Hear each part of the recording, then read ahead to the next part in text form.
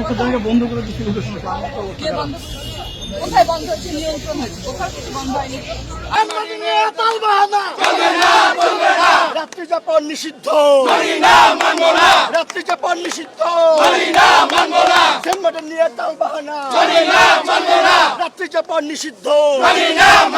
Tourism association Bangladesh, যেখানে আমাদের 150টির মতো ট্রাভেল কোম্পানি আমরা একসাথে কাজ করছি এবং দেশের সর্বস্তরে যত স্পট আছে আপনারা যা চিনেন, সেন্ট মার্টিন, সুন্দরবন, টাঙ্গুয়ার হাওর, বান্দরবন, সাজেক, সব জায়গাতে আমাদের বেশ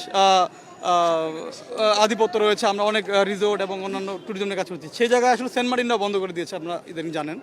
তো আসলে সেন্ট মার্টিনের মতো একটা ইন্টারন্যাশনাল মানের পর্যটন স্পট, যেটাকে সারা পৃথিবীতে চেনে, যারা এটলিস্ট বাংলাদেশকে চেনে, সেই জায়গাটাকে বন্ধ করে দেওয়া, এটা নিয়ে আসলে এত পরিমাণ নাটকীয়তা আমরা এটা আসলে মেনে নিতে পারছি না। তরুণরা এবং যারা ওখানকার স্থানীয়রা, তারা আসলে আমাদেরকে আজকে এই বানিয়ে দিয়েছে যে আমরা যেন তাদের হয়ে এখানে অন্তত আপনাদের কাছে এই মেসেজটা পৌঁছাই যে তারা না খেয়ে মারা যাচ্ছে।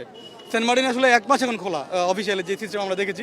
জানুয়ারি মাসে খোলা থাকবে, ফেব্রুয়ারি মাসে খোলা থাকবে। কিন্তু ফেব্রুয়ারি মাসে তো আপনারা জানেন যে রোজার মাস আছে এবং সেই সাথে নির্বাচনের একটা ডেট দিয়েছে। তো আলটিমেটলি আসলে জানুয়ারি আমরা ঠিকভাবে পাবো কিনা জানি না। তো ওইখানকার মানুষগুলো না খেয়ে মারা যাচ্ছে।